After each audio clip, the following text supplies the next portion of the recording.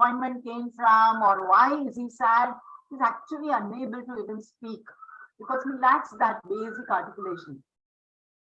Loneliness, isolation. I think COVID, with people required to stay at home, stay isolated, brought in that feeling, because social engagement for children is so important. So the remnants of COVID-19 can still be seen in our children these days. Financial setback has hit badly.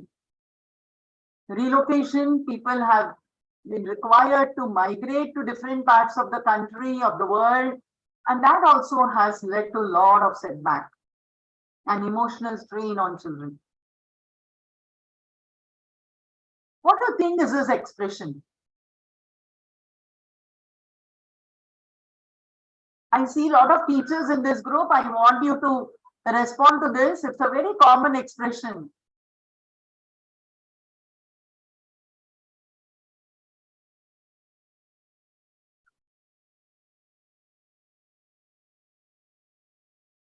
Yeah, teachers are waiting.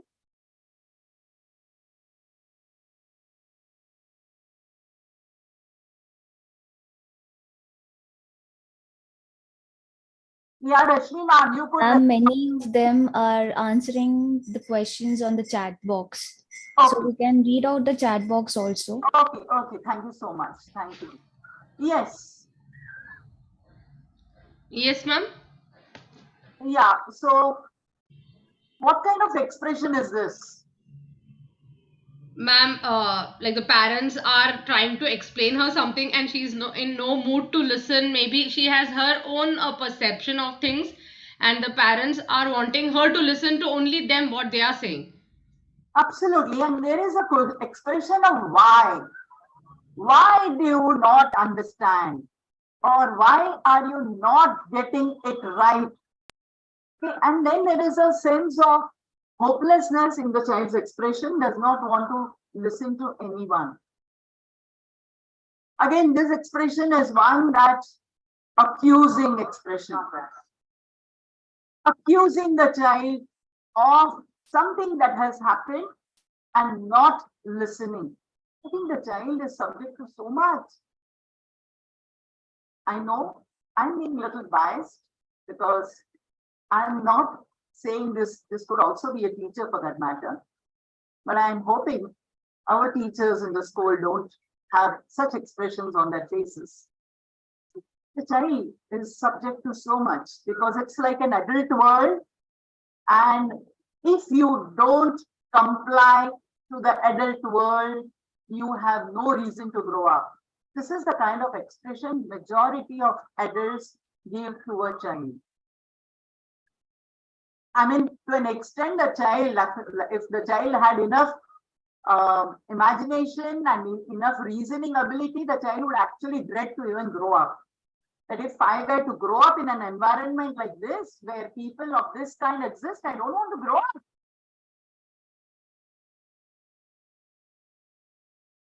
Typically, we have 4 kinds of parents. Okay, 4 kind of parenting styles, they call it. Authoritative parenting style,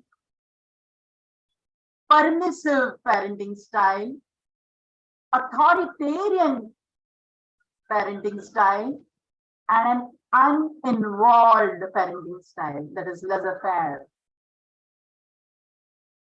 Now, would anyone want to respond to this? What would you mean by an authoritative parent?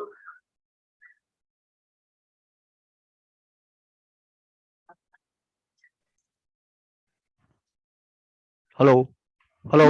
Yes. Madam, this authority means all mothers will control all childs. Not to go to without her permission, don't go outside, don't do any work, like that one authority is there. Somewhere some fathers are controlling all the things. Without their permission, they don't put one leg also. After marriage also, same thing following. Okay. So basically, what you are referring to is an authoritarian parent. Okay, there is a difference between authoritarian parent and an authoritative parent. Actually, an authoritative parent is a parent who gives freedom while defining the boundaries. A child feels very, very protected when boundaries are set. Parent-child wants the boundaries to be set, but he feels more protected. He feels taken care of. He feels loved. So boundaries are essential to be set. So it's an ideal parenting style. Authoritative. Okay, so which means, like, I'll give you an example. The parent says, yes, you want to watch TV? I give you permission to watch TV 1 hour in a day. Now you need to decide as to which hour of the day you want to watch TV. Or the child naturally gets the freedom of watching TV at a specific time. And the mother gives just a reminder, it is just 5 more minutes to go and you need to switch it off. And the child listens to the instructions, and maximum it may go beyond, instead of 5 minutes, it may go to 10 minutes, but that should be okay. So that is an authoritative parent who sets limits. A permissive parent is a parent who is emotionally weak. Okay. She would say, anything I will do for my child. The child does not eat 1, 2, 3, 4 vegetables. I will prepare the 5th vegetable 5 days in a week because the child eats only that. I am helpless. And I want to give the best to my child. I want him to know he's loved. So subconsciously, the mother, the father has stepped on to become a pampering parent. Love makes you stronger. Pampering weakens you. But not all parents realize that. So a permissive parent gives in to all the demands of the child. An authoritarian parent is what our participant mentioned. He is super strict. You remember the days, the way we were brought up. I think our parents believed in being authoritarian. They were very strict with us because they believed that strictness, spare the rod, spoil the child. All those maxims came by during that time. And an uninvolved parent is a parent who is just not bothered, who thinks, I'll be sharing few examples of all this in the future slides. Yes, so again, authoritarian.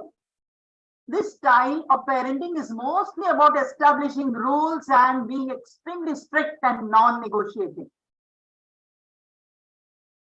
कह दिया बस हो गया. Authoritative parenting is about being authoritative. It's very different from being authoritarian. The parent states her expectation and also consequence of unwarranted action. So the parent actually says that if you go beyond 1 hour of TV watching, you may have to lose out on having maybe ice cream in the evening, or may have to compromise with your playtime with your friends. So the consequence is also mentioned. So the child is able to make decisions. So you have strengthened his decision making. A permissive parent tends to become warm, affectionate, but has extremely less control on children. They are highly emotional and believes in pampering the students. Uninvolved parents are those type of parents who are usually detached and show lack of involvement. There, I will give examples of this as we move on. Unless anyone wants to state anything here. Similarly, teaching is also, I mean, the teaching styles are also of the same kind. An authoritarian teacher, an authoritative teacher, uninvolved teacher, a permissive teacher. You see, there are some classes wherein, it's very, very noisy. And the teacher says, yes, I am actually a very lenient teacher. But then the question comes, do such teachers establish efficacy in teaching? Are they effective? If they are loose, if they are lenient, learning will not happen. They need to set boundaries. They need to say, I can't. I mean, there are times when you don't even have to shout. Even your presence in class is good enough for children to be quiet. If you shout, then you are an authoritarian. But when you don't have to shout, your presence makes the difference, then you are basically authoritative. So high standards here, the guidelines are there, enabling the student, supporting the child, being assertive, ensuring self-regulation. So we here, what we do in our schools is, even when we give homework, we have something called a homework submission timetable. So what happens is, irrespective of when and how much the homework is given, the children know that they have to submit it on a given day only. So they can actually manage their time. So that is also a reflection of an authoritative behavior. When children go down for their music practice, dance practice, and they are selected for 1, 2, 3, 4 activities, by default, they are communicated that if they don't perform well in academics, possibly there shall be no opportunity given to these children again. So what is it? Is it an authoritarian behavior or an authoritative? It is authoritative, because you have told them that we are very happy that you are super talented and you want to participate in 1, 2, 3, 4 activities, but not at the cost of academic loss. You should be able to complete your notes. You should be able to submit your homework. We wouldn't want you to come up and give excuses of having missed out on your classes. And so that if I were to do it, then I become what? A permissible teacher. I'm not that. I'm not able to give directions to the child. I'm saying this is also okay. Nahi kiya, agle time kar lena. Now children don't understand such language. It is either yes or no. No in between.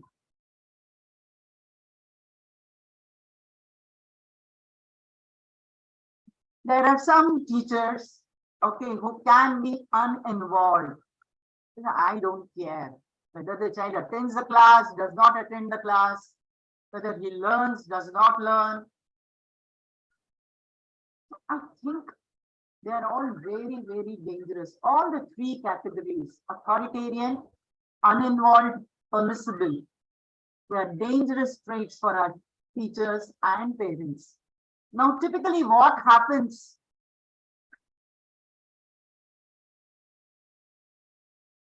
With an authoritative teacher, she encourages interactions. She wants to hear what children have to say. And children also want to speak in her class. It wouldn't be like, no nonsense, I wouldn't want to hear you. She's warm and inviting to students. She provides a structure. I'm sorry about the gender. I keep using she because majority of our teachers are lady teachers, but it has to be a neutral statement made. He is supportive, but yet sets limits to the students. There are some classrooms wherein teacher ensures that classroom rules are made by the class. Students make classroom rules. Students come up with amazing solutions to it. Like homework not done, what should be the consequence? Let children only communicate. Imposition karana hai, class se bahar, but yes, we wouldn't want any child to stay out of the class if homework is not done or it is distractive. Teachers are expected to find out ways and means. Children can become, authoritarian when you ask them to set their rules. So it is for teachers to moderate it. Teachers also gives time to complete tasks, provides clarity to students, what is acceptable, what is not. It's so important. So, but children feel very secure because there are boundaries also laid. There is acceptance also. But then it is still there would be conflicting situations. So here is a situation wherein, for better understanding and for paucity of time, I have just maintained one rubric, one situation where the teacher or the school is authoritative. Now you understood the difference between authoritarian and authoritative, right? So the teacher is authoritative, but the parent is of this category. Authoritative, permissive, authoritarian, uninvolved. Now what happens in each case is what we will handle one by one.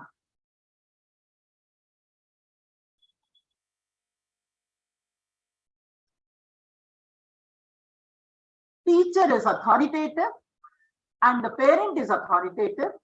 What happens?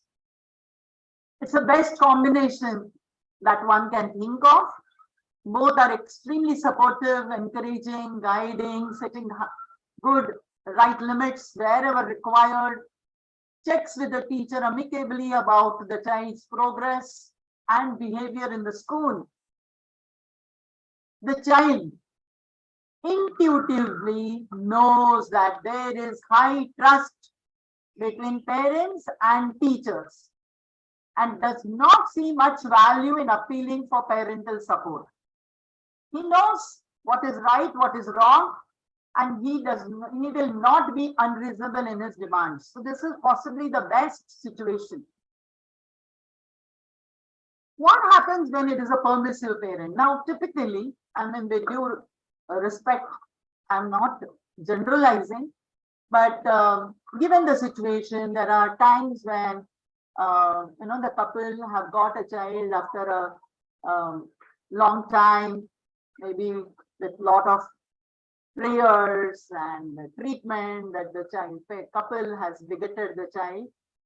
Having said that, the parent has a tendency, ekunta ek hai, अकेला बच्चा है, इसके सिवा मेरा कौन है, मैं, the way I was not brought up, I want to bring up my child. So these are the parents who may complain to the school that the teacher's style is too harsh. The limits drawn by the teacher is seen as highly unfair and misplaced. They feel बच्चे के साथ तो नाइंसाफी हो रही है. They find everyone in the system unreasonable, unfair. Left to them, they would want to iron out the road that the child has to tread. Very, very emotional. Just the other day, I happened to meet a parent. She was distraught, very, very emotional. She had come here and she said, "Ma'am, I'm very, very upset. My child has to carry such heavy bag to the 3rd floor of the school." I said, "What is the age of your child?" He says, 11 years. 11 years, child. a 3 kilo weight, why can't the child climb 3 floors of the school? And she says, no, ma'am, थक जाता है. I said, अगर बच्चा थकता है, so you should be worried about his fatigue and not wanting me to get the child's class on the first floor just because he is getting tired of climbing the stairs. You see my point? And what does the child do in such cases? The child knows her strength of appeal to parents. He could also exaggerate trivial issues, whatever happened in the school, and then ये parents का एक major problem है. ये parents ना घर में जब बच्चा घर जाता है, तो parents ask, आज घर स्कूल में क्या हुआ? Now when they say what हुआ, they're invariably wanting to know whether something unfair has happened in the school. And the child actually feels like telling a story. So any small thing also, if he will want to exaggerate, because he wants 100% attention of the parent. And he gets a feeling of victory when the teachers are misunderstood or misinterpreted, because kahin na kahin school mein thodi bahut to डांट पड़ी होगी ना. So they get the sadistic pleasure. So it's a very, very dangerous trait. Why we are doing all this, trying to analyze, is my slides later is also going to kind of tell us as to how to handle such situations in future. Assuming we have another combination of an authoritative teacher and an authoritarian parent. Parent may complain to the school about the teacher's inaction with his ward. Now he is an authoritarian. 6 baje utna hai. 6:10, the parent is going to feel upset and possibly may say no milk to the child because he got up 10 minutes late. Itna time hai, he has to go for bath. This is the time he should be on the breakfast table. He has to complete his work on time. Yeah. He sets very, very strict rules and he expects the child to follow it. But then he is disappointed that the school is overly sensitive. He says, school kaise allow kar raha hai?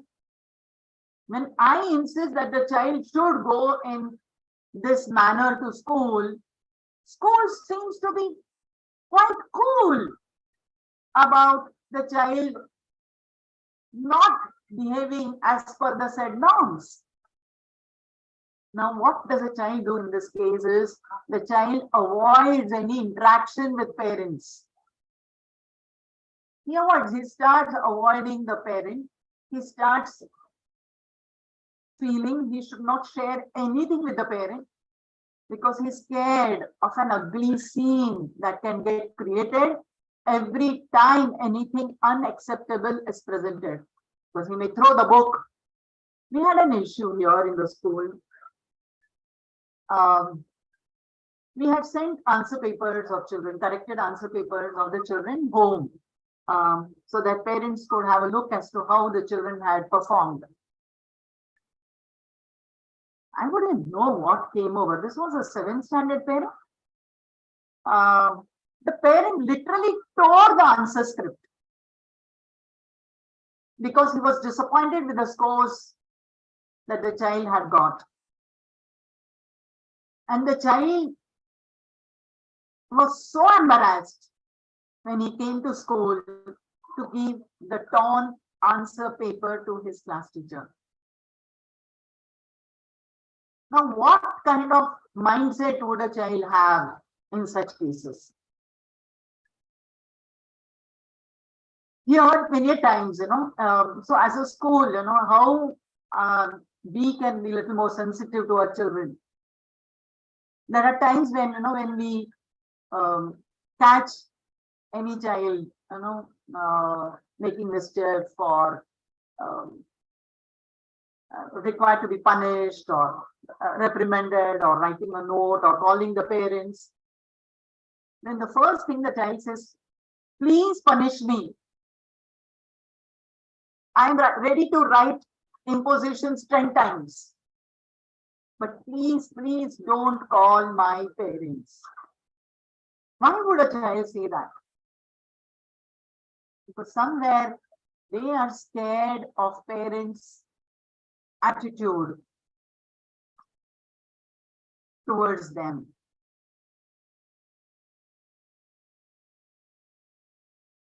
We find many a times that children empty their lunch boxes in the toilets, in the trash bins. We feel extremely distraught. We start feeling children are not valuing food resources that are made easily available to them. We try to drive home the sense of valuing resource. But while all that is happening in the school, the question remains as to why the child wants to take an empty lunchbox home. It's possibly his parents expect him to bring an empty lunchbox. Khatam karke lana hai. We are adults, right? I think आज जितनी भूख लगी है उतना हो सकता है कल नहीं लगेगी मुझे. Don't you think? I mean, I think it's all natural not to have the same appetite day in, day out. Why don't I give that permission to the child to think about how hungry he is on a given day?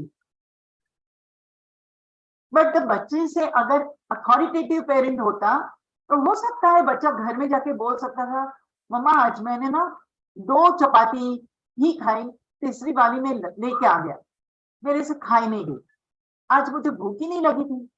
The weather also plays a role in your appetite. Why do we expect children to have the same quantity of food each day, every day? But that liberty somewhere has been robbed. So बच्चा घर वो बताना नहीं चाहता, school में teacher से hide करके the child goes and puts it in the trash bin, puts it in the washroom. It's so sad. Whom to blame here is the question. Uninvolved parents. These parents believe that their parenting responsibility has been outsourced to the school. Fees किसकी भर रहा है? सब कुछ school नहीं करना चाहिए, culture ही नहीं है, कुछ भी सीख रहा है बच्चा. All negative behavioral traits of the child is attributed to the school, teachers, peers. Non-performance also irritates them. They remain frustrated and they keep accusing the school. And what happens to the child? The child is confused. She is unable to relate with parents and exploits all avenues to attract attention and acknowledgement of the parents. I'll give you one example here. Just the other day, one parent comes and demands to meet me. And the reason he gives is, I'm very, very upset that a 400-page book has been issued to my child who is in 6th standard and who is not good in studies. And then our coordinator was surprised at such a weird demand of the parent. Anyway, because he wanted to meet, we played his audience. And he says what? He says, मेरा बच्चा academically पढ़ ही नहीं रहा है, regular पढ़ाई ना करे और ऐसी books issue करता रहे, तो हो सकता है distract हो रहा है. तो मैं नहीं चाहता स्कूल उसको कोई library books issue करे. So you tell me, what kind of behavior is this? I realized that possibly this parent is one of those uninvolved parents who is seeking to check. He is first of all frustrated that the child is not performing well academically, and he is wanting to check factors which are influencing. And what factor did he come across? Was one library issue. I mean, it was an innocent discovery of a library book in the child's bag. He fled. No, instead of counseling, I mean, all that we could think of doing was just tell him, fine, sir, agreed. We respect your decision. Just give in written that you don't want any books to be issued to your child henceforth. And the parent nonchalantly gives a letter like that. What do you make out of that? Do you think he is an authoritative parent? Is he really understanding the child's interest? Who would do it? We find it unreasonable, but somewhere we feel it just can't be helped every time. So, yeah, I would want some participants to share some instances of a similar kind, please. Yeah, I mean, I am seeing some chats. I'm seeing some chats, but I would want you all to speak up, please. Click on your videos and unmute yourself and speak. That will become a little more interactive, and then we will have more food for thought.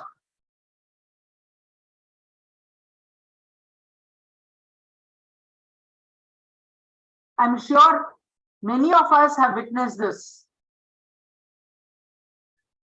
experienced this.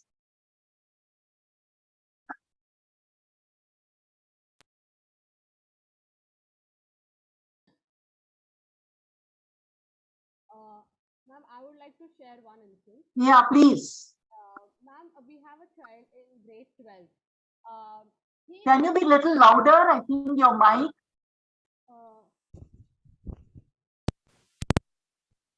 Ma'am, am I audible now? Yes.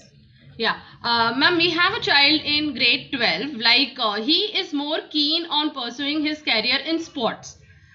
He is a sportsman. But because his parents want him to become an engineer and they have forced him, he has taken up science and he is giving his IIT entrance exams. Because of this, half the time when I see him, the child is so good, so intelligent, but half the time when I see him, he remains depressed. And he has said it to me on my face that, ma'am, I'm not interested in studies. I don't want to pursue a career in engineering. My love is for sports, but my parents don't understand me. They want me, they think that sports cannot become your career. So they want me to only focus myself on studies. So he is studying. He is a very intelligent student, but like sometimes he becomes very irritating, or he gets into depression. He is not in a mood to speak to others.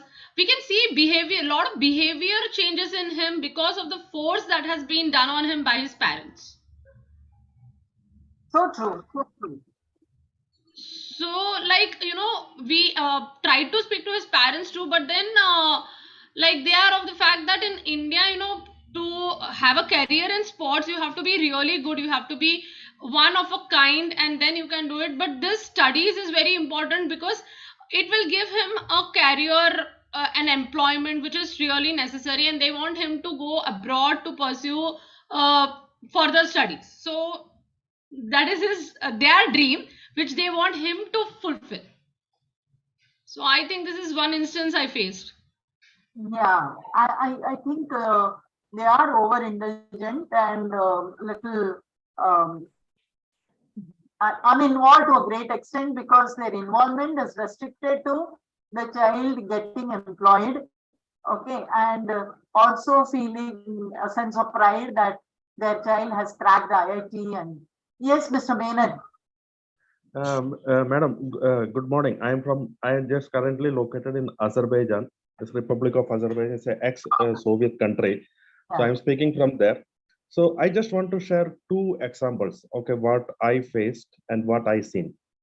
About my son only, because me and my wife both are from the science background. And when my son was in the 10th standard, so he was something he want to go into the commerce field, and in his back of mind, since my parents are from the science field, they may compel to me go to the commerce. He was somewhere some reluctant to speak with us, but he was very open to his mother. Okay, to buy. So then no, I could take him to to my study room, and then I told him, so whatever your dream is, that you pursue that. Okay, we are there to support. It's nothing like that, that we are from the engineering and science background. That doesn't mean that you also should be go penetrate into that field only. Okay, since you are interested to go to the commerce field, you go ahead. Today he excelled in his studies, and he is now in the 4th semester of MBA in finance. So no, that is the way it looks. And another example I can give, one of my friend, he is an engineer. He and his 4 brothers were engineers, so they are the family of engineers. And he asked his son, forced his sons to go in the BTech only. Okay, and they took the admission in the Manipal, and then he went there, and in the second year, and that guy, his son want to become a pilot. He want to do the course in the aviation, but due to his parents compel, he is been forced to go to the BTech engineering. And what ultimately happened, in the second year, he just left the institute, and he came back to home. He said, I cannot do the engineering course. Then the parents has compelled to send him to the Indira Gandhi National Udan Academy in Raebareli. Today he is the pilot in the SpiceJet. So these are the examples. We should look into our child, that what is their dream, or how it can be, how we can support them to look forward. So that is the way. Otherwise, it is lifelong some sort of injury if we go against their wish. Agree. That is what from my side. Absolutely, very, very well said. So, Mr. Menon, I think you have been an authoritative parent, though maybe not directly, like I think your wife more so, because the child felt closer to her and was able to communicate. Yeah. So great. I see Sudesh Sharma sir also. Arey, ma'am, I know, because I don't know, I didn't know Mr. Anand Menon has joined us. In fact, I got a little shaken, because I've been watching his kids, right? Because they all stay in the neighborhood, Kharghar. Okay. And I didn't really know this kind of, I think, what I think the suggestions that you were giving to the audience, and he implemented it in his family, and the son is doing, yes, he's doing well. I just wanted to support him, actually. Yes, what has happened in his life is something fundamental, and the child is now very happy. So, I mean, these things work, People dismiss these as theories, but these things work, I think. Yeah, ma'am. Yeah. Yeah, very, very true. In fact, I mean, where career is concerned, I can also share my own son's experience. He wanted actually, initially, like he showed a lot of interest in hotel management.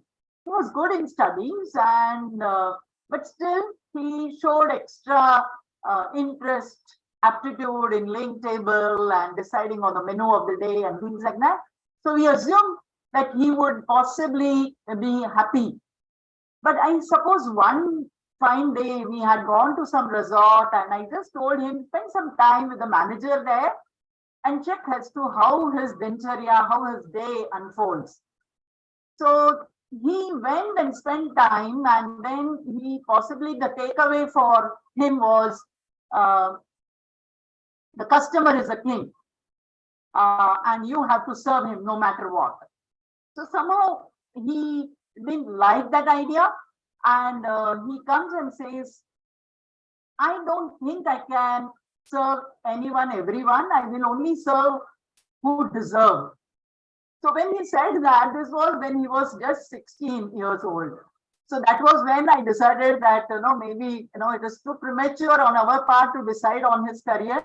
We need to give him a little more time. And then, of course, he got into science stream. 2 more years he took for himself to decide as to what should be the career. But that freedom to decide, I think, made all the difference. Yeah, I see Kataria sir also. Yes, Kataria sir. So nice to hear you. It shall be. Yeah, Jayashree, very good morning, and very nice. You have brought the very burning issue, which is today's generation.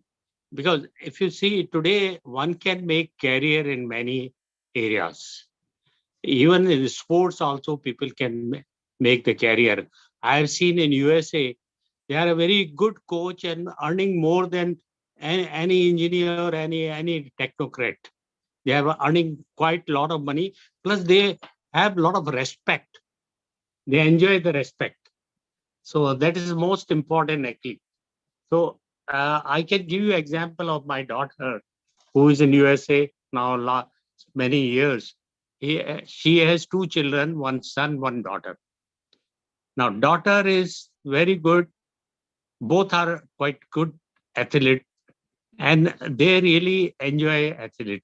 Like this, my granddaughter, she's good in soccer, football, and my son he's interested in basketball.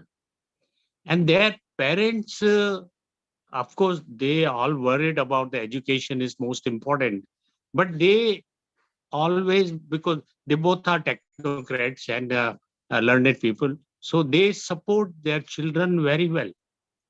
Even I was surprised.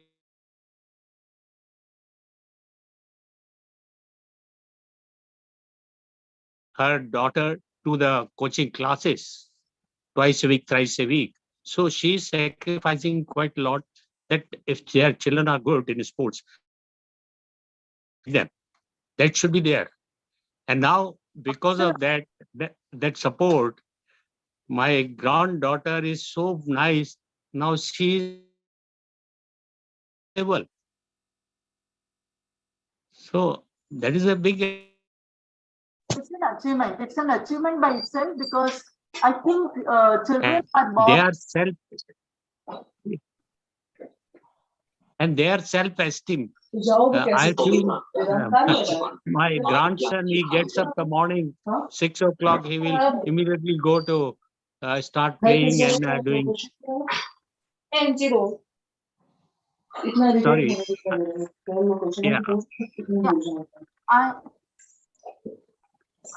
Sorry, I think somebody is there.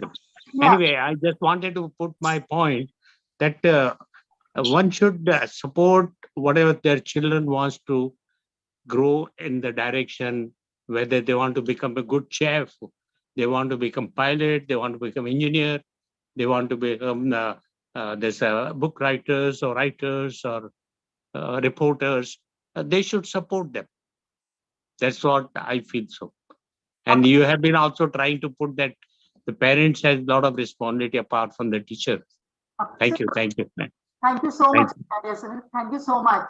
And I think it starts in the school, that kind of feeling of confidence that my parents will understand me, will encourage me. So it all starts much, much earlier. I request Smita ma'am to kind of put in her inputs here.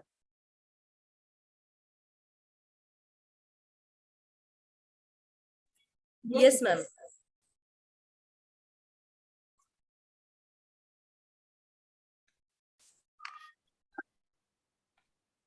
As a parent, it is very important for us to understand the child. Give them the freedom that they deserve. Ma'am, Yes, sorry set for the boundaries, interruption. but also understand them. This era, this generation is so different. Like gadget, when we talk about gadgets, Ma'am? last 2 years children were using gadgets, Hello? and somewhere they were not monitored and they were used to. So now we are seeing children more and more using gadgets, and that has taken away the habit of studying regularly. Hello. So they are not able to study every day Ma'am? for a longer time because of they get Smita ma'am? want to use gadgets and play more games and watch video shorts and YouTubes for a longer time. But it's very important for us to understand that banning certain things will not work. You can't stop and just ban things, but it's very important for us to teach them how to use gadgets in control, give them set time limits. And because nowadays there are school ERPs, there are websites, there are homeworks and study material coming up. There are so many things on internet which children go Ma'am, through, which sorry can for be used in very, interruption, very but there is an echo of upgrading child's voice. knowledge. So children do discuss among themselves. So as a parent, we don't want our child to not be in the discussion and be lost that we don't know anything what is happening on the group or on internet. So again, you can't ban a gadget, give them and set a time boundary and teach them. I think it's important for us to teach them how to use this freedom, use this time in a constructive manner. So parenting is changing day by day, and to remain with time, we need to change our style. And there is a very thin line between being strict, understanding the child at times, setting boundaries, and seeing that our child is emotionally very, very healthy and a happy child. Because ultimately we want our child to be happy. Thank you. Yeah, thank you so much. Thank you so much, Smita ma'am. I think parenting is an art, and I think an art which evolves. So every parent needs to understand the art, because a child is born without a manual. So no wonder the child is the one who teaches the father, the mother, how to parent him. I see Jayendra Negi sir wanting to respond. Yes, sir. Thank you for the opportunity. And first of all, I just wanted to bring in a perspective from, a child side, because I have my dad on this Zoom call as well. And it's a homegrown example, in fact, that I can tell you that I can share, in fact. So as rightly said by Smriti ma'am and Dr. Kataria, which he highlighted about sports. And sports is a very, very niche, career path that a parent would allow. And it's example for my brother who performs a athletic sport called parkour. I'm sure most of us won't even know about it. And If you can elaborate, yes. sure. So if we go as per the principles, it is basically how you tackle the obstacles in your path by way of, going over them, under them, or uh, across them. The moment, the rhythm is, it's all the philosophy of parkour. It's kind of, I would say, by example, you must have seen Vidyut Jamwal's movie called Commando, where he performs maneuvers over objects and, he goes over them, or how he tackles them, or he goes inside the car window and gets to the other side. So that's kind of a very niche uh, sports profile. In fact, it's so niche that it isn't even yet recognized as a sport. Okay. And you imagine having a teenager at your home who is now pepped up and quite inspired to be an parkour athlete, and you have a dad who has got him into computer science as a student, because that is a lucrative industry out there, and then uh, you have a discussion with your kid and you succumb to his needs, that okay, he needs this right now, he needs his parkour training to be done, or he needs support to get this done. And I have seen my brother evolve. I have seen him uh, being a person who was inspired by parkour to a person now who inspires others to follow this sport. So Wow. I have seen him grow to an extent where he's not only, it might be a small thing for others as to buy a new bike or something, but when I see that he purchased it all by himself in his 20s with the income that he earned following his passion, I feel that is a really big achievement. And not just that, any new gym or any new school that comes up or is looking forward to get into this industry or into this sports activity for their kids, I see that he is being approached for that. So, which I feel is a great achievement. It has taken a lot of time. He started following this in 2012. We are a decade from there now. But I mean, persistence, continuity, and support is all I would say. It helps achieve unachievable things in life. So, thank you, I would say, Jashi ma'am, to bring this topic up. It is a very important thing for parents to understand that, the right support can bring up their child. Not just, see, I believe that it's not just financial fulfillments that you need in life. You need emotional fulfillments. You need people around you. You need to have time to spend with people around you, and you also need money at the same time. So the balance is the right thing that you need in today's life. So uh, that's a set of example. This was on the positive side, and I do have an example where I see one of my friend suffering from this authoritative situation out here. So he completed his MBA grads under pressure, to uh, get a better job. He completed his MBA in finance. He got into SBI, right? But he wasn't happy. Eventually, he had to leave his job. He had to travel to Canada because again, he wanted to get into aesthetics of injury recovery. That's again a very niche a very niche profession followed in sports industry where you help out athletes with right set of exercises to recover their injuries, which we often see in cricket or any sports that athletes do get certain injuries and they need to recover and heal.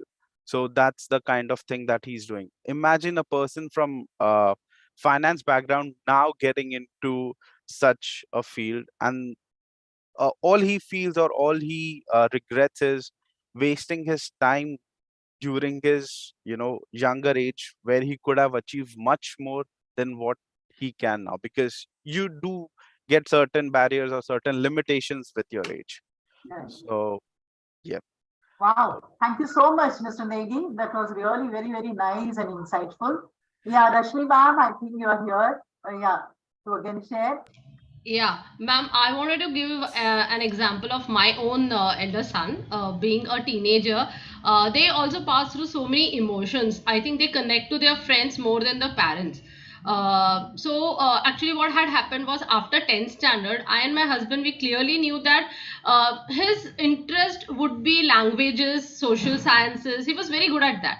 But somewhere down the line, he was of the feeling that my friends are taking science, they are going for engineering, so I would become an engineer, giving the entrance test and all with them. We tried to convince him from our side that it requires a lot of hard work. Chemistry is a difficult subject for you, but he was very adamant, saying that no, I don't want to get into commerce. I don't want to become an chartered accountant like my father. I would do engineering. I would do automobile engineering, and everything he told. So we said, okay, let us allow him what he wants to pursue. We will not put our inputs on him. Let him fulfill his dream. We enrolled him, for a 1 week demo science class for his 11th standard to just judge how much is he able to cope up with it. After that 1 week, he was a bit silent. He kept to himself. 2 days he didn't speak with any one of us. He didn't eat food. He was very reclusive and all those things. We tried to find it out from him what had happened. And after 2 days, he started crying. And Then I and my husband, we sat with him. We asked him like, why are you crying? What had happened? So that time he came out and he told us, Mummy, I'm not able to do with sciences. I don't think so. It's my cup of tea. And what you had, dad had suggested, commerce. I think that is the line that I should go for. And so what we had done it was we gave him the space to think. Let him try out for himself. When he himself will not be able to do, he will come to us. He will tell us, and then we will tell him what he needs to do next. And that is how in 11th standard then he went for commerce, and then he chose law and CLAT. He gave his CLAT and all those things. Okay, though I'm not very this with his course, but still he's also going to give other exams. He's going to try with IPMAT. So we have kept the horizon open for him. Like, what you want to do, we are there for you to support you. So this is, yeah, it is so important that actually it is not a race there where every time everyone should qualify. Okay, I mean, you need to create your own race. I think yes, this is how we should orient our children, and we should have them have that self-esteem, that confidence, and yes, that's ma'am. precisely what an authoritative parent would do. Constantly encourage, guide, motivate. and Yes, ma'am. Yes, we are there to support. I see Mr. Menon again. So yes, Mr. Menon. Madam, I have heard lot many examples, and this is really a value addition. And thankful to all those who shared this. One more point which I would like to share.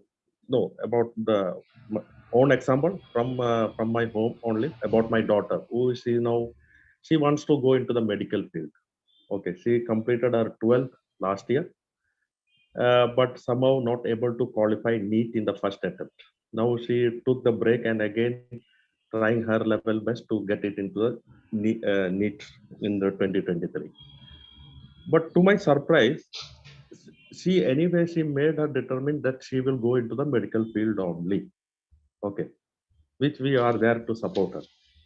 But the surprise part is that she made her one objective for her himself, that in 2023, if I am unable to qualify for the NEET, then I should have a plan B also. That too in the medical field only. On her own, she decided. And on her own, she decided. And she she has somehow she is looking what are the courses there where can be lot many things can be pursued in the medical field. She now told us very clearly, if I am unable to qualify NEET, I will be not wasting my another year for further attempts. I will be looking for the bachelor's in physiotherapy, which is again a sports related thing. And she said this is a very scope. This course is a very good scope in the sports industry. So this was surprise to us. The way today's kids are, they themselves thinking, and they're setting some sort of objectives for them. And they know that age is coming up, so they don't want to spend waste another time for the preparations as we. So this all sort of things are there, that a plan B is also getting addressed for their career objectives. So amazing! It's so amazing. It is actually, I think I congratulate you, for being understanding, for giving that room to your child. It all started from there, sir, and it does not just automatically happen. Okay, correct. It happens because there has been that kind of a freedom in the family, and they also know their boundaries. You set the boundaries. You did not have to do specifically to her, tell her that this 2 years I'm giving you. No, because possibly she was brought up in that manner. There was a conditioning which happened, which enabled her to take a decision. She is a much stronger individual today because of your upbringing.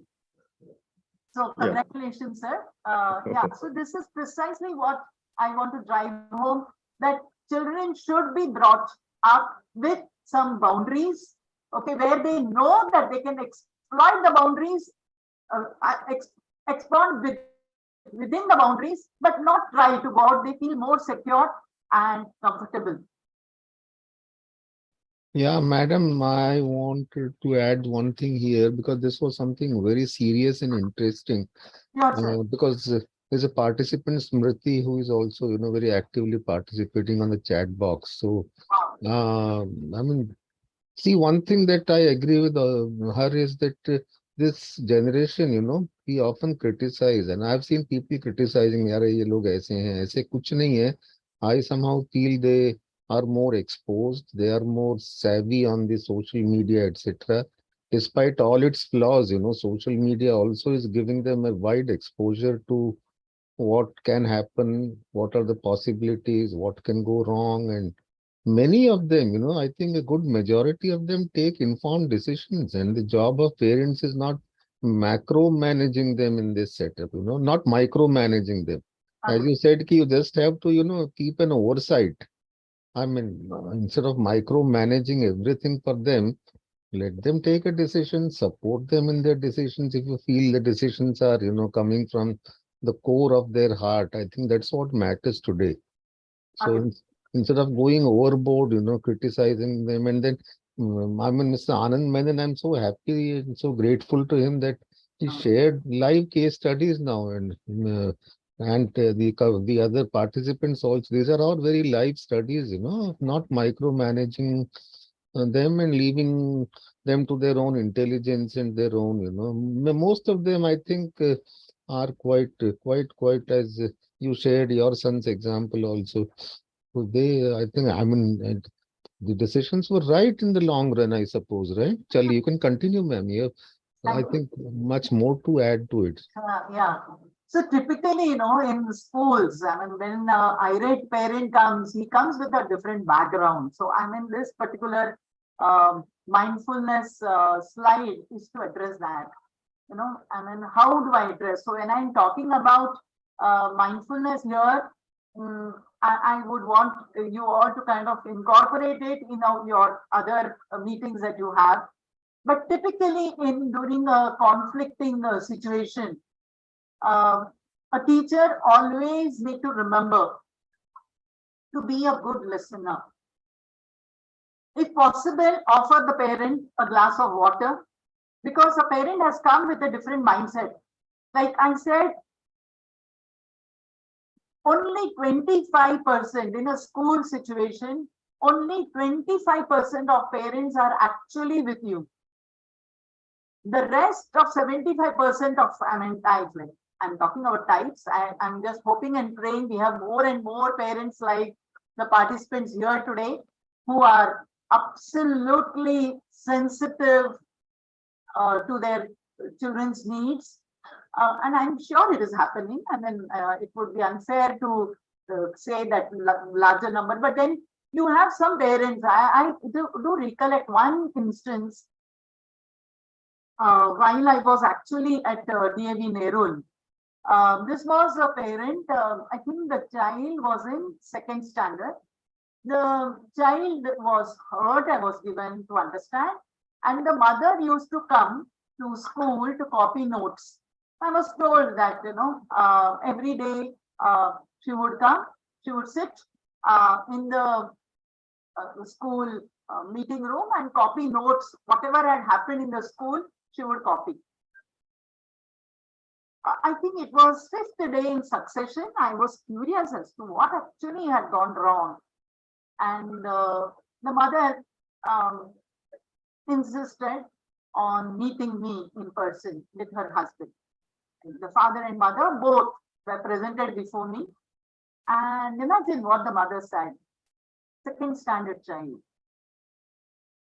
Mother comes and tells me, ma'am, I am an MSc biotechnology gold medalist. I am better qualified than my husband. But I decided to take a sabbatical only because of my child. Only because I want to be a good mother, I want to orient her, I want to guide her, and so I decided to take a sabbatical.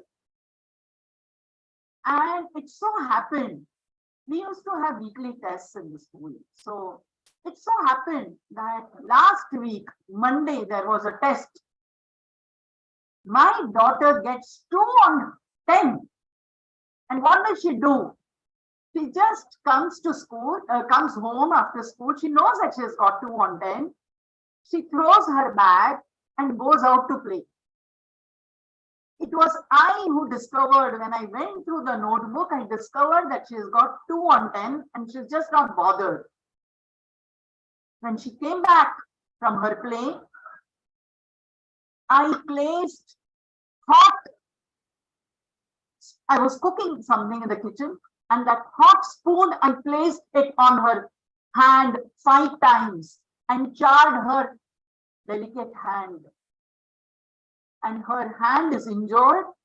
We had to immediately rush her to the hospital, and no wonder she has not been able to come to school ever since. And I wanted to kind of offload my emotions before you. I know I'm feeling guilty about it, but you tell me what I should have done at that time. So I wait for audience to respond to this before we move on to this slide, because I find this extremely an interesting incidents wherein I will want parents, teachers, whosoever could volunteer to respond. What should have been my response to this? And what kind of a parent is she? Is she authoritative, permissive, authoritarian, uninvolved?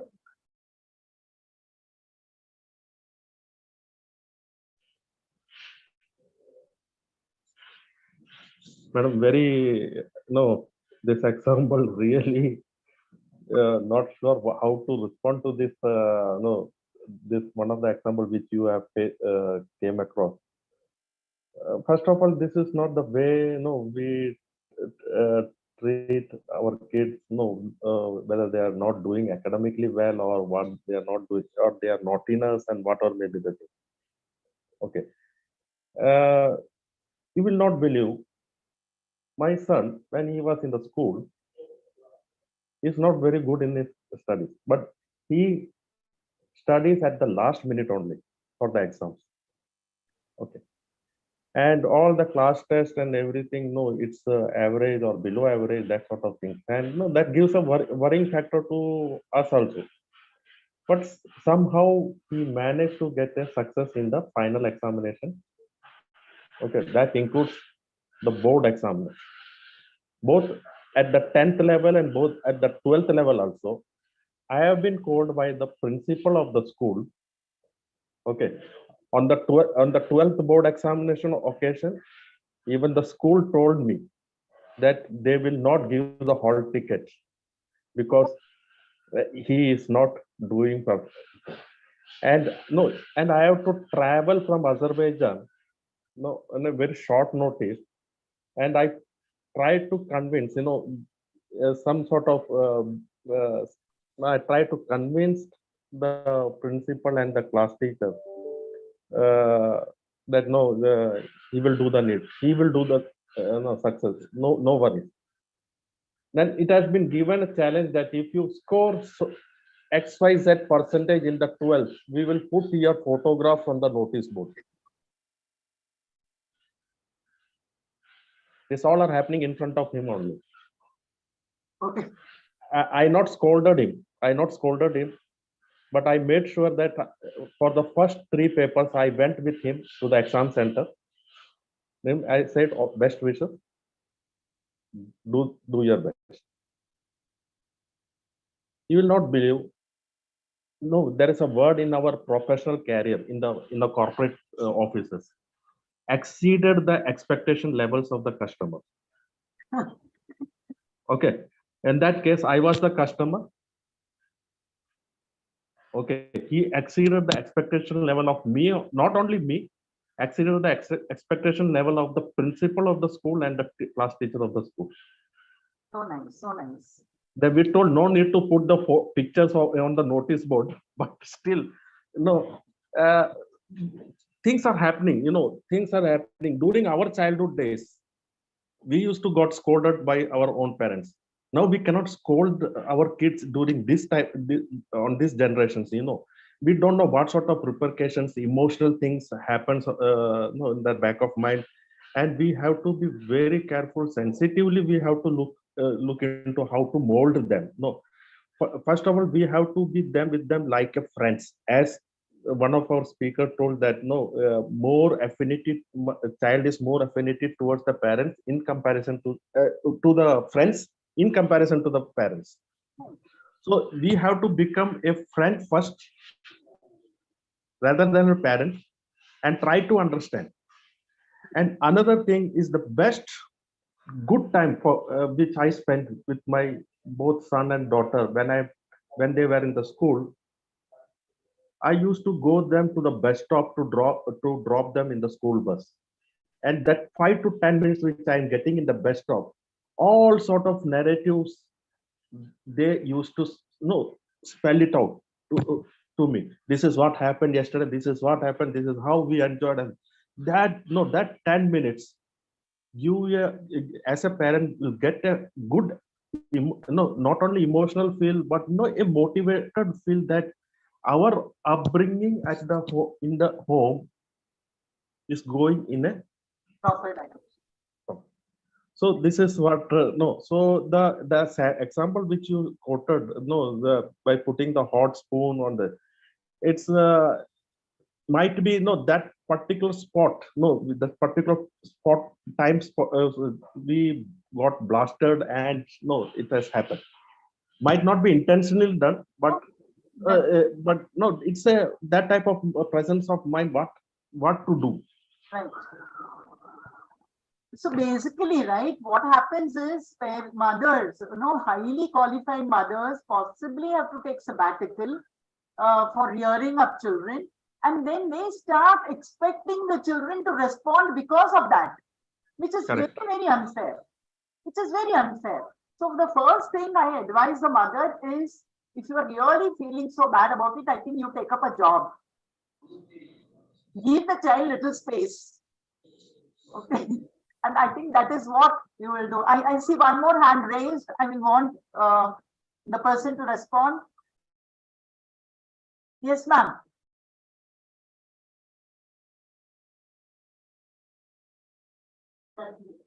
Okay. Yes.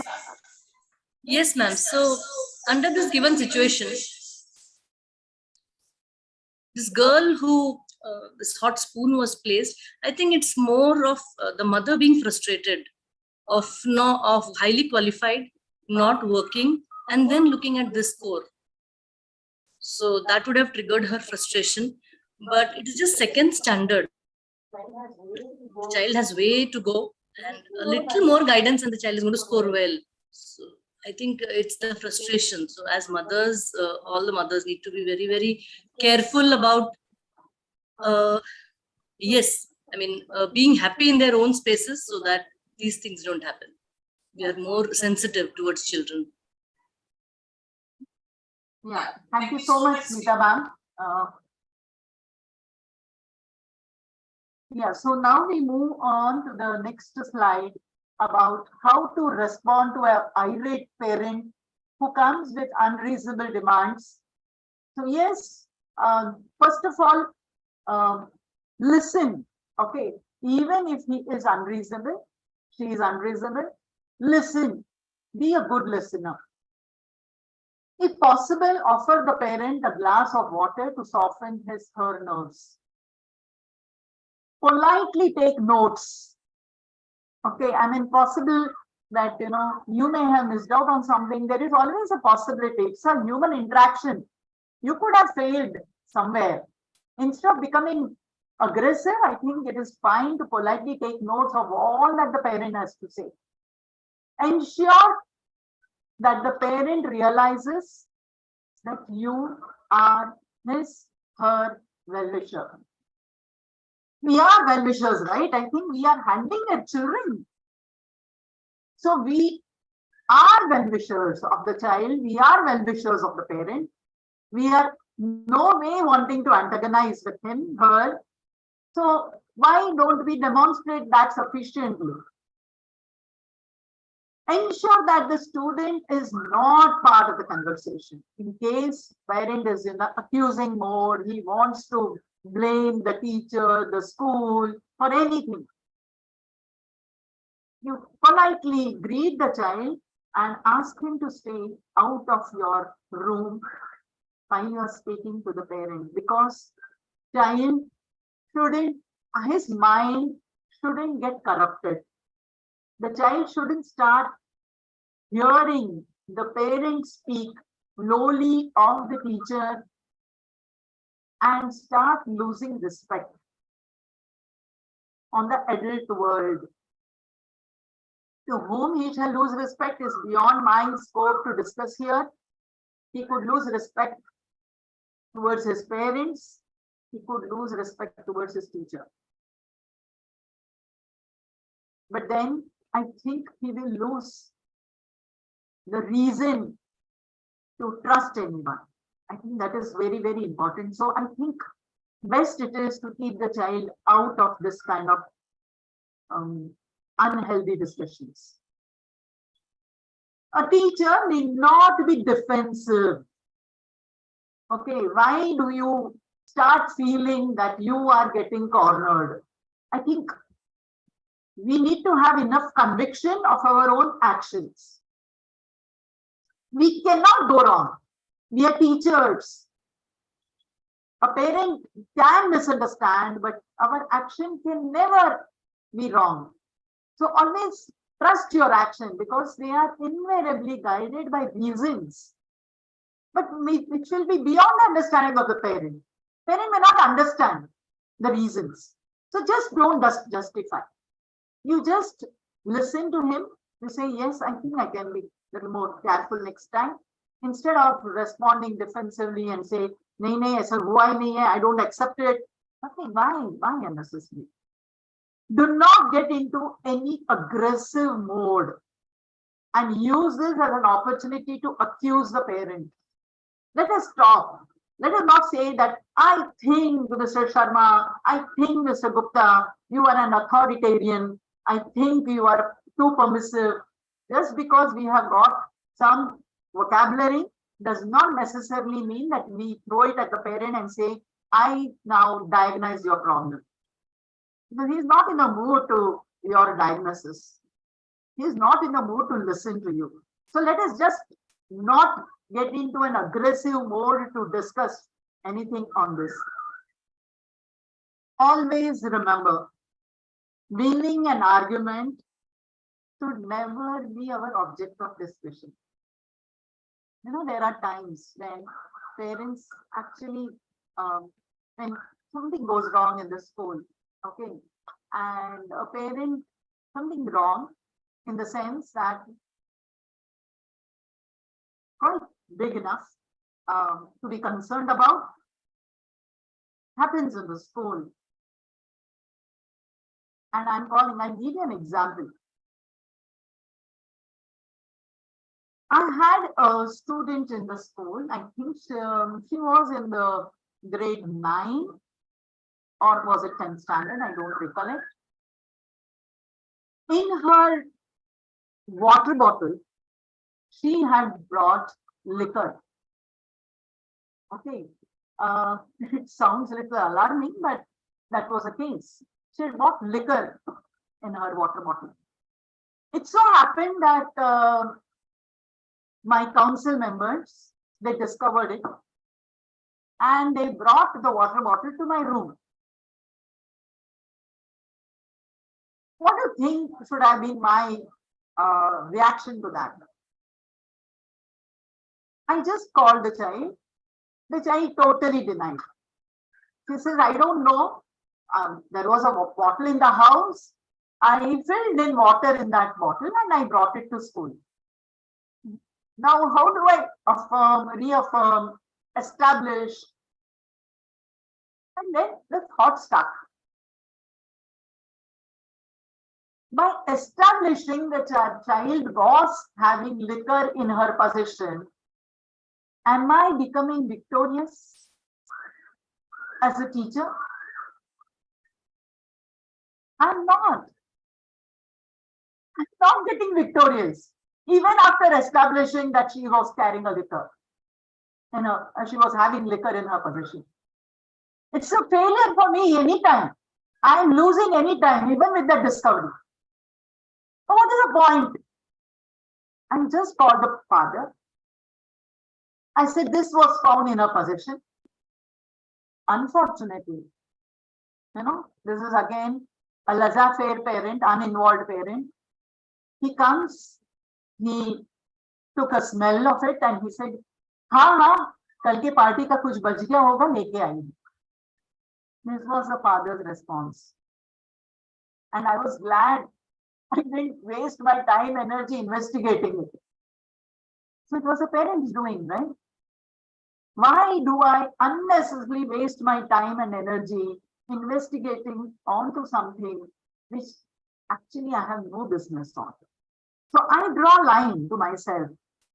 Winning the argument is not my objective, but communicating to the parent is my objective. कि देख लीजिए, आपका बच्चा गलत दिशा में जा रहा है, आइंदा ध्यान रखिए. So I had to say the same thing to that parent. I said, sir, please be careful. The child shouldn't be carrying this to the school. Then he said, हाँ, अगले time ध्यान रखेंगे. What else to do? I think that is where we need to be mindful, not get overly upset about some things like that. Primarily because we are dealing with children. And what does mindfulness do to us personally? Mindfulness reduces stress. Why do I unnecessarily worry about something? Yes, the child has been reposed with due trust into my custody. I have to take care of the child's requirements, but to communicate to a parent is my duty.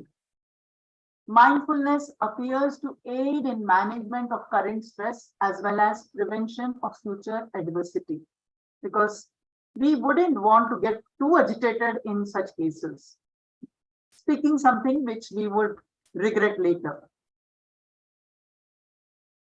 It's also calms you, so it is critical to keep a good outlook to stay healthy. And I'm just seeing it as one odd case that happened in my career.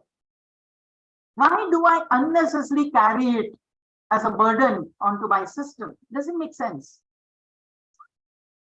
Yes, very, very important, because you need to remain healthy to serve children more, to improve your sleep and memory. Memory exercises, activities, not only to help deal with stress, but also help with peace and memory. Yes, it also helps in you remaining creative. So important that we, teachers, school, remain super creative, because I think creativity is one trait that shall forever get celebrated. With AI, machine learning coming up big way, I think this is one trait that shall remain so much in demand. So let creativity flourish in our schools. Let creativity flourish in all our interactions that we have with the young generation. And with this, I should conclude, unless there are some questions from the audience.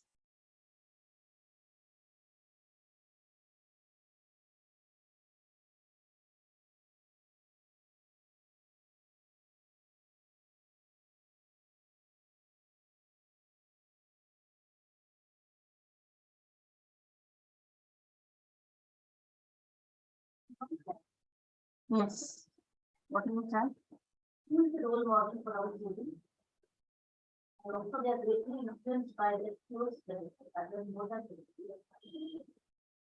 Yes, Kataria sir.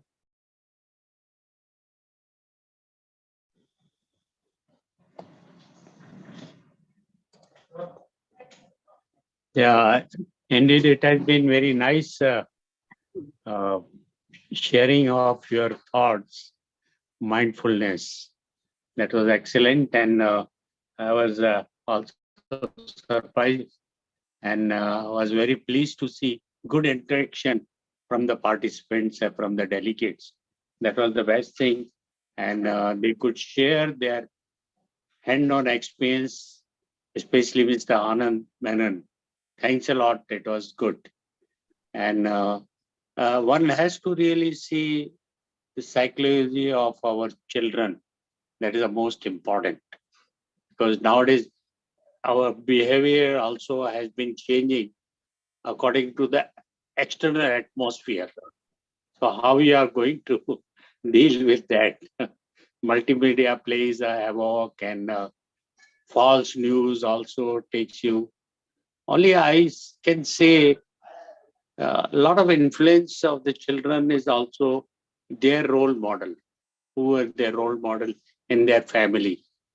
Plus, who mostly they are very much influenced by their own close friends, where they interact, they laugh, they spend a lot of pleasure time, they read with them, and they solve their problems with them, and they are very open to this, their friends.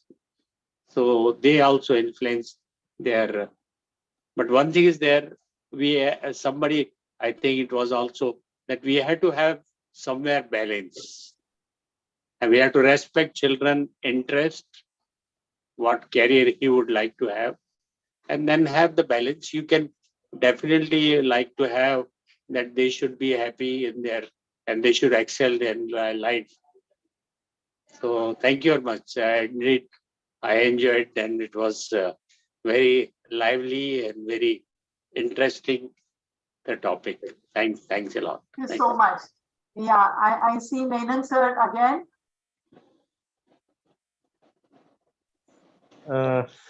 First of all, thank you, Jayashree madam, and Kataria sir and your team for bringing such a value-added topic today. And this gives lot many insights. How to be mindfulness towards the kids. No, it's touches the emotion part. It touches the compassion. It increase the focus. All these are the certain things which benefits from the mindfulness. So and we as Indians, as a ancient nowadays, yoga is taking one step ahead. I think yoga will benefits to a great extent if we try to see that whether a kid can be get interested into yoga sort of things and some sort of practices. And even if school encourages, because I studied from Kendriya Vidyalaya during my childhood. So Kendriya Vidyalaya has got a yoga classes during those times. I think still today also Kendriya Vidyalaya practices yoga in their classrooms. So that really benefits to concentrate what you want to be or what you're thinking, what you set as goals and objectives, that sort of thing. Absolutely. So thank you once again, Jayashree madam and Kataria sir, for bringing such a topic on this weekend days. It was really made our day. Thank you. Yes, Rashmi ma'am, I see your hand. Yes. Thank you so much, ma'am. I think we got a lot of interesting, informative points, which I think can shape up as a very good parent to our child. I think that is most important in these times wherein they are also stressed with the career options, and I think like all the dignitaries here express their views and your viewpoints, ma'am. I think we should be able to help them out emotionally wherever possible and try to be their best friend. So I think it made my day to listen to all these important points. Thank you so much, ma'am. Thank you so much. Thank you. Yes. So, Yeah, ma'am, let me make a passing comment. Like, I think this was one of there are 49 people still there, and I hope that I think I am wondering whether they still want to continue to be there. But this was such an interesting discussion. Basically, you stirred the thought process of everyone. I think that's very important in a presentation, like, like this. You have to force people to think, and you made them think really, and you made them reflect. The This PowerPoint, as I normally say, is just a kind of aid to, to reminding you of what is to be discussed. So, unfortunately, many of the speakers who, it's not only here, everywhere, they assume that a PowerPoint is the be end, of everything. It is not the end of everything. It is the speaker's truthfulness and the speaker's passion, the speaker's knowledge, the speaker's competence, which initiates discussions. And I'm so happy that No, Sharma sir, I think it was thanks to you that I got such a wonderful opportunity. And ma'am, it's not enough. Please, please, please. I'm getting you. It's like getting, Lord Balaji, basically. So the very fact that you spend so much time in this event, like, I think it has enriched a lot of people and lot of participants. And I'm sure the world is a little better place after this. I think we can, if there are no other questions and answers, back to Mr. Negi and team.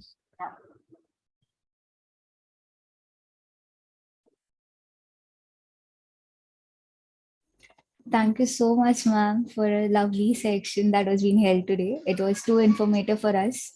We got lots of information. Thank you so much. so much. Yeah, so ma'am, thank you for explaining us such a nice section into your easy way you made to us to understand through the help of presentation. The presentation was too good, ma'am. Thanks a lot. So I now request all the delegates to put your question in the chat box, or you can unmute yourself and ask directly. So anyone wants to ask any question to the ma'am?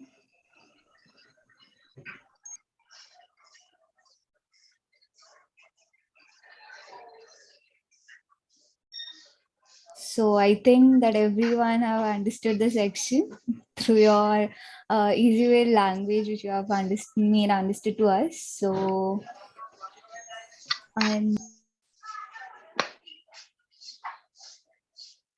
good.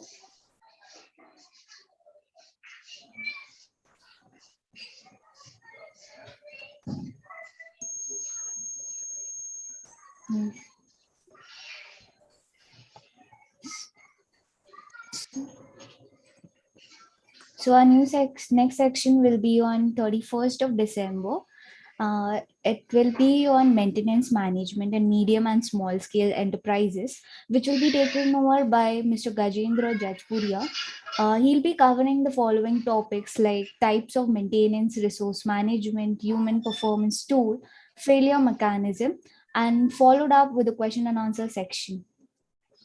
So ICS is pleased to provide you all its research and development in integrated management system, QMS, EMS, and OSHAs, excellence in education management. ISO has also made easy in many of the languages like Gujarati, Marathi, Telugu, and Hindi. For reading any of the above books, please contact Ms. Sushma Shkindalkar. Her email ID and contact detail is being provided here. Anyone who is interested in reading any of the book can contact her. So there is one feedback form. Please register on www.sadgunsang.org and go in your login and give the feedback. So on behalf of the Sadgun Sang team, I would like to express my gratitude to all the esteemed delegates of the webinar for the presence and contribution to make this webinar a great success. Now we officially close the section. Thank you all.